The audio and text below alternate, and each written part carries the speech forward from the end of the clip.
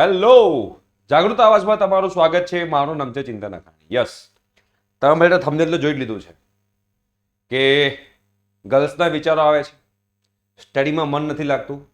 આ મેં ટોપિક કેમ આજે લીધો છે એનું એક રીઝન છે. બિકોઝ હમણાં જ એક દિવસ પહેલાં આપણા જ એક સ્ટુડન્ટે, જાગૃત આવાજના સ્ટુડન્ટે મને કોલ કર્યો અને કીધું કે સર મને આવું બધું થાય છે, તો કંઈક સોલ્યુશન આપો જેના કારણે હું આમાંથી બહાર નીકળી શકું.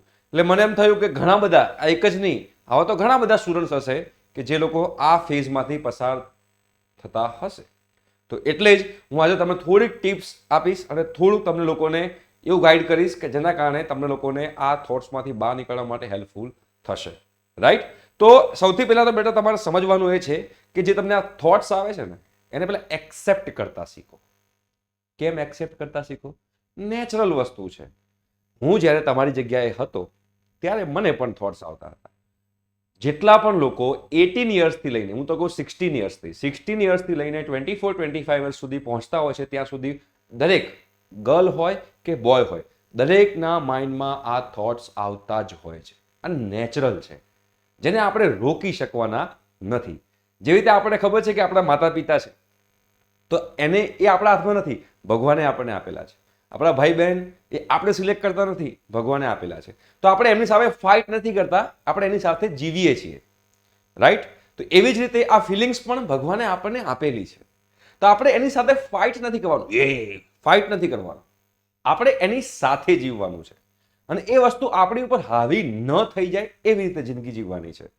તો તમે લોકો ઇઝીલી તમે કરિયર પર ફોકસ કરી શકશો બેટા. અને જે પેલા થોટ્સ છે એ તમે મિનિમાઇઝ કરી શકશો. ઝીરો તો થવાનો જ નથી. જો થોટ્સ ઝીરો થઈ જાય તો તમારામાં કંઈક ડાઉટફુલ કેસ છે એવું કહી શકાય કે તમને કોઈ થોટ્સ જ નથી આવતા. તો એ પોસિબલ જ નથી. કોઈ એમ કે મને આવા કોઈ થોટ્સ નથી આવતા, ખોટી વસ્તુ છે. કાં તો એને મેડિકલ ચેકઅપ કરાવવાની જરૂર છે. રાઈટ? તો કેવી રીતે આપણે આમાંથી ઓવરકમ થઈ શકીએ? તો સૌથી પહેલાં બેટા તમને કહીશ કે થોટ્સ તમારે પહેલાં વિચારવાનું છે કે થોટ્સ ક્યારે આવે છે. જ્યારે હું સ્ટડી કરતો હતો ત્યારે મને 2 ટાઈમે આવા થોટ્સ આવતા. પહેલું, જ્યારે હું એકલો હોઉં. જ્યારે એકલો હોઉં ત્યારે મને થોટ્સ આવતા હતા. અને બીજું, રાત્રે સૂતી વખતે આપણને આવા થોટ્સ આવતા હોય. બિકોઝ આપણે રાત્રે ઊંઘ્યા હોઈએ ત્યારે આપણું મગજ જે છે એ આપણા કંટ્રોલમાં હોતું નથી. એટલે મગજ કંટ્રોલમાં ન હોય ત્યારે આપણને આવા થોટ્સ આવે. રાઈટ? તો આ બંનેનો ઉપાય શું છે ને એ હું તમને આજે કહીશ, જે હું પોતે પણ ઇમ્પ્લિમેન્ટ કરતો હતો. તમારે જો બેટા ઇમ્પ્લિમેન્ટ કરવું હોય તમે લોકો કરી શકો છો. પહેલી વસ્તુ કે તમે એકલા હો ત્યારે તો એનું સોલ્યુશન શું છે?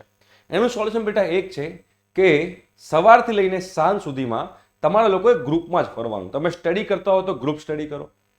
રાઈટ? કોઈ જગ્યાએ બહાર રમવા જાઓ, સાથે બધા બેસો, ગપ્પા મારો, પણ એકલા ના રહેશો. તમે જ્યારે એકલા રહેશો ત્યારે સિમ્પલ તમારું માઇન્ડ જે છે એ તમારું માઇન્ડ સીધું ડાયવર્ટ થશે. તમને સિમ્પલ એક્ઝામ્પલ આપું. આ જે થોટ જે તમને આવતા હોય છે, ગર્લના કે બોયના, તમને જે પણ થોટ આવતા હોય છે, તમે જ્યારે એક વસ્તુ યાદ રાખજો, તમે કોઈ રાઈડમાં બેઠા હો, રાઈડમાં જે રોલર કોસ્ટર રાઈડ છે એમાં બેઠા હોવ ત્યાર શું તમને એવા થોટ્સ આવે છે કે ઓ મને તો પેલીની યાદ આવે છે? ના, એવા થોટ્સ તમને ક્યારે નહીં આવે. તમે જ્યારે બેટા ગેમ્સ રમતા હો છો ત્યારે તમને એવા થોટ્સ આવે છે? ના, તમને આવા થોટ્સ ક્યારે નહીં આવે. તમે જ્યારે બેટા મૂવીઝ જોવા જાઓ છો ત્યારે તમને આવા થોટ્સ નહીં આવે. કેમ? કેમ કે ત્યારે તમારું માઇન્ડ જે છે એ અલગ જગ્યાએ ડાયવર્ટ થયેલું છે. તમારું માઇન્ડ જે છે એ અલગ એક્ટિવિટીમાં ઇન્વોલ્વ થયેલું છે. એટલે તમને ત્યારે એ થોટ્સ તમારા કેવા થઈ જશે? ડાઉન થઈ જશે. અને જેવું એ એક્ટિવિટીમાંથી તમારું માઇન્ડ બહાર આવશે ને એવું તરત નવરું પડ્યું, હવે શું વિચારું? ચલો પેલી વિશે વિચારીએ કે ચલો પેલા વિશે વિચારીએ. ઓબ્વિયસ વસ્તુ છે. આ જે છે એ યુનિવર્સલનો થંબ રૂલ છે. એટલે તમારે માઇન્ડને કન્ટિન્યુઅસ ડાયવર્ટેડ રાખવાનું છે. તો પહેલે કીધું એમ કે તમે લોકો જ્યારે સવારથી લઈને રાત સુધી હોય ત્યારે તમે ક્યારેય એકલા ના ફરશો. ગ્રુપમાં જ ફરો, યા તો ફ્રેન્ડ સાથે બેસો, વાતચીત કરો, સ્ટડી કરો. બધું મેં તમને કીધું. એકલા પણ સ્ટડી કરવા ના બેસશો. કેમ કે તમે એકલા સ્ટડી કરવા બેસશો, અને મને ખબર છે કે સ્ટડી કરવું તો બધાને બહુ જ ગમે છે. આ સરકાઝમ છે. બહુ ઘણા ઓછા લોકો હશે કે જે લોકોને સ્ટડી કરવું ગમતું હશે. તો એકલા સ્ટડી કરવા બેસશો ત્યારે તરત તમારું માઇન્ડ જે છે ત્યાંથી ડાયવર્ટ થઈને સીધું પેલી કે પેલા વિશે વિચારોમાં સ્ટાર્ટ થઈ જાય કે લાવો ને ચલો એને વોટ્સએપ કરી દઉં, લાવો ને ચલો હાઈ કરીને મોકલી દઉં, લાવો ને ચલો એને ફેસબુક પર શું પોસ્ટ મૂકી, ઇન્સ્ટા પર શું પોસ્ટ મૂકી, ઇન્સ્ટા પર લાઈક કરી દઉં. કદાચ એ આપણને સામે કંઈક મેસેજ કરે તો આવા બધા થોટ્સ આપણને આવવાના સ્ટાર્ટ થઈ જાય જેવું તમે એકલા સ્ટડી કરવા બેસો ત્યારે. એટલે એકલા બી સ્ટડી ક્યારે કરવું નહીં. ઓકે, આ થઈ ગયું તમારે જ્યારે તમે એકલા હો ત્યારે. હવે બીજી વસ્તુ છે કે રાતે પણ આવા થોટ્સ આવતા હોય છે. રાતે તો થોટ્સ આવે છે, રાતે રોજ થોડી ભાઈબંધ ભેગું હોઈ જવું, તો શું કરવાનું મારે? તો એનો પણ તમને આઈડિયા આપો. જનરલી આપણું જે બેટા યંગસ્ટર છે, આપણે યુથ જે કહેવાય, એ 2-3 વાગ્યા સુધી જાગતું હોય છે. હા કે ના? તમે લોકો કમેન્ટ બોક્સમાં કમેન્ટ કરજો. અને 2-3 વાગ્યા સુધી જાગતું હોય છે એટલે એમને પછી એમનું માઇન્ડ જે છે એ પ્રોપર એમના કંટ્રોલમાં રહે જ નહીં અને થોટ્સ આવવાના સ્ટાર્ટ થાય. તમારે તમારી લાઈફ સાયકલ ચેન્જ કરવાની જરૂર છે. લાઈફ સાયકલ એટલે કે સ્લીપ સાયકલ. તમારે અર્લી મોર્નિંગ 6 AM ઉઠી જવાનું. 6 AM તમે ઉઠી જશો અને સવારે ઉઠીને તમે કાં તો કોઈ એક સ્પોર્ટ પકડી લો કે તમને જે પણ મનગમતી સ્પોર્ટ હોય, બરોબર છે, ક્રિકેટ હોય, ઘણા કહેશે સાહેબ મને મનગમતી જે મારી જે સ્પોર્ટ છે કાઉન્ટર સ્ટ્રાઇક છે, એટલે લેપટોપ પર કાઉન્ટર સ્ટ્રાઇક રમવું છે એવું નહીં. આઉટડોર સ્પોર્ટ, કાં તો બેડમિન્ટન તમે પકડી લો, ક્રિકેટ પકડી લો, વોલીબોલ, ફૂટબોલ, હોકી, તમને જે પણ, બાસ્કેટબોલ, તમને જે પણ બેટા સ્પોર્ટ ગમતી હોય સ્પોર્ટ તમે પકડી લો. સવારે તમે લોકો એ સ્પોર્ટ રમવા જાઓ. તો આ સ્પોર્ટ કાં તો જીમમાં જાઓ, કાં તો એક્સરસાઇઝ કરો, કાં તો રનિંગ કરો, XYZ તમારી જે પણ તમને વસ્તુ પસંદ હોય. તમે બેટા સવારે ઉઠીને 1 કલાક તમે જો આ તમારા ફિટનેસ પાછળ કે તમારા એક્સરસાઇઝ પાછળ તમે લોકો આપો છો, જેના કારણે તમારા બોડીમાં એક અલગ હોર્મોન્સ પ્રોડ્યુસ થાય છે, જેના કારણે તમારું સ્ટ્રેસ લેવલ ડાઉન થાય છે અને તમારું માઇન્ડ વધારે ફોકસ્ડ બને છે. આ પહેલો ફાયદો છે. એના પછી તમે વહેલા ઉઠેલા હો છો, એના કારણે તમને રાત્રે પણ વહેલા ઊંઘ આવશે, રાઈટ? કેમ કે દરેકને પ્રોપર સ્લીપ તો જોઈએ જ છે. જો વહેલા ઉઠશો તો વહેલા ઊંઘ આવશે, જો મોડા ઊંઘશો તો મોડા ઉઠશો, પાછા મોડા ઊંઘશો ને મોડા ઉઠશો. એ સ્લીપ સાયકલ તમારી ચાલ્યા કરશે. તો એટલે તમારે વહેલા ઉઠીને આ વસ્તુ કરવાની છે. આદત પાડો.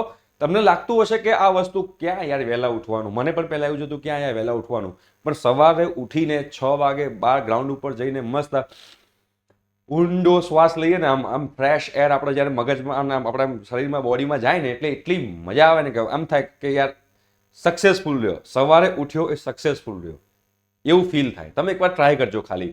અને જે લોકોએ ટ્રાય કર્યું કમેન્ટ બોક્સમાં કમેન્ટ કરજો કે સાહેબ એકદમ સાચી વાત છે કે સવારે ઉઠવું બહુ જ અઘરું છે, પણ એકવાર ઉઠી ગયા પછી બહાર ગ્રાઉન્ડ પર જઈને ઊભા રહેશો ને, તમને બહુ જ મજા આવશે, એકદમ રિફ્રેશમેન્ટ લાગશે. અને રાત્રે તમે સવારથી રાત તમે બિઝી રહો, બપોરે ઊંઘવાનું બંધ કરી દો, બપોરે ઊંઘતા હોય તો નહીં ઊંઘવાનું, અને સવારથી રાત સુધી એકદમ બિઝી રહો સ્ટડીમાં કે પછી ગમે તે કરવું હોય, બટ પોતાની જાતને બિઝી રાખો. અને રાત્રે 9-10 વાગતા સુધીમાં તમને લોકોને તમારું શરીર એટલું થાકી ગયું હશે કે તમે જેવા બેડ ઉપર પડશો એવી તરત તમને ઊંઘ આવશે. જો તમે બેડ ઉપર પડો એવી તમને તરત ઊંઘ નથી આવતી તો એનો મતલબ એવો છે કે તમે આખા દિવસમાં કોઈ મહેનત જ નથી કરતી. જેણે આખા દિવસ કંઈ ને કંઈ મહેનત કરી હોય, ફિઝિકલ મહેનત કે મેન્ટલ મહેનત, કોઈ પણ મહેનત કરી હોય, રાત્રે જેવું બેડ ઉપર પડે એવું તરત સૂઈ જાય. તમે તમારા ફાધરને કે તમે તમારી મધરને જોજો એકવાર કે રાત પડતા એમની બેટરી કેવી ડાઉન થઈ જાય છે અને કેવું તરત એ લોકો સૂઈ જાય છે. બિકોઝ આપણા મમ્મી પપ્પા સવારથી લઈને સાંજ સુધી પુષ્કળ મહેનત કરતા હોય છે બેટા, એટલે રાત પડે એટલે સૂઈ જાય.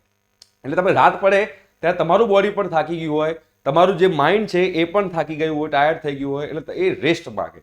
તમે આડા પડો, બાજુમાં મોબાઈલ, બાજુમાં એટલે કે 5-6 ફૂટ દૂર એક મસ્ત યુટ્યુબ ચેનલ ઉપર કોઈ મસ્ત મેડિટેશનનું સોંગ ચાલુ કરો, મેડિટેશનનું મ્યુઝિક ચાલુ કરો.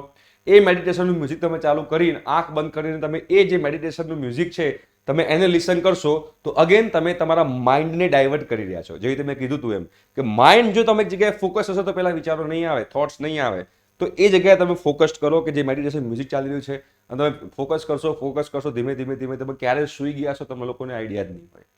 તો આવી રીતે તમે લોકો જે તમારા જે થોટ્સ જે છે છોકરીઓ માટેના કે છોકરાઓ માટેના, આ થોટ્સ તમે લોકો ઓછા કરી શકશો બેટા. 0 તો નહીં થાય, આપણે ઓછા કરવાના છે. બીજી વસ્તુ કે હંમેશા તમારે જ્યારે પણ આવા કોઈ થોટ્સ આવે ત્યારે તમારે તમારા દિલને એક ક્વેશ્ચન પૂછવાનો કે મારે મારું કરિયર બનાવવું છે કે નથી બનાવવું. યાદ રાખજો, જો કરિયર હશે જોરદાર તો તમને લોકોને ઇઝીલી છોકરીઓ કે છોકરાઓ મળી જ જશે. આ લખીને રાખજો. કેમ કોઈ પણ છોકરી કોઈ છોકરાના ઘરે જ લગ્ન કરવાના હોય તો છોકરી પહેલા સૌથી પહેલા જુએ ફાઇનાન્શિયલ સ્ટેબિલિટી. અને ઓબ્વિયસ વસ્તુ છે, એમાં કોઈ જ ખોટું નથી. કોઈ પણ વ્યક્તિ હોય એને ફાઇનાન્શિયલ સ્ટેબિલિટી જોઈએ જ, રાઈટ? તો તમે જો ફાઇનાન્શિયલી સ્ટ્રોંગ હશો તો તમારા ઉપર તમને કોન્ફિડન્સ, તમારો કોન્ફિડન્સ લેવલ અલગ લેવલનો હશે. તમારો કોન્ફિડન્સ અલગ લેવલનો હશે અને તમે લોકોને એટ્રેક્ટ કરશો. જેટલા લોકો સક્સેસફુલ થાય ને એમ એની પર્સનાલિટી કેવી થતી જાય ખબર છે? એટ્રેક્ટિવ થતી જાય, લોકો સામેથી એટ્રેક્ટ થતા જાય, એની જોડે આવતા જાય. પણ જે ફેલ્યોર હોય, લાઈફમાં કંઈ જ ના કર્યું હોય ને, એની પર્સનાલિટી કોઈ દિવસ એટ્રેક્ટિવ ના હોય, જેના કારણે લોકો એનાથી દૂર ભાગે.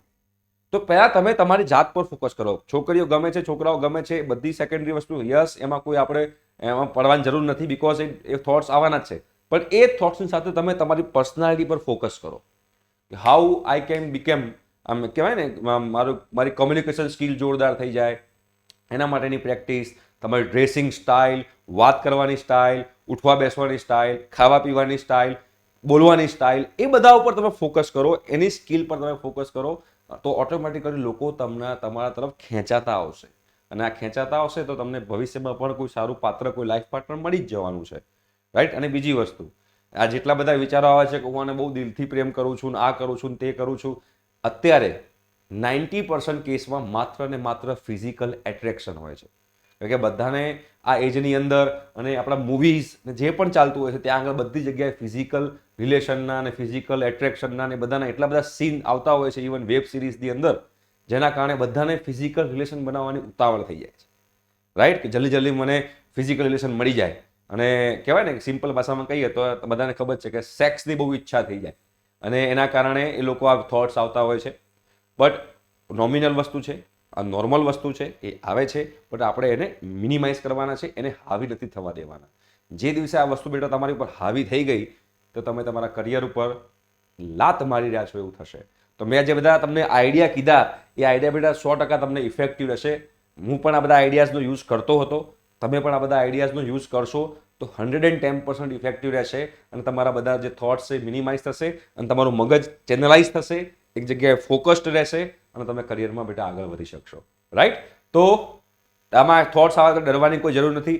છતાં પણ તમને જો બીજો કોઈ એવા વિચારો આવતા હોય, તમે લોકો મને કોન્ટેક્ટ કરી શકો છો. જે લોકો અહીંયા સુધી જોયું હશે વિડીયો, એ લોકોને આપણે એક નંબર બી આપી દઈએ છીએ, હેલ્પલાઇન નંબર આપણે જાગૃત આવાજનો, કે તમને આવા કોઈ બી થોટ્સ આવે, ડિપ્રેશનમાં હો, ગમે તે હો, તમે તમારા ફ્રેન્ડ સાથે વાત ના કરી શકતા હો, તો બેટા આ નંબર છે, આ નંબર પર તમારે લોકોએ કોન્ટેક્ટ કરી શકો છો.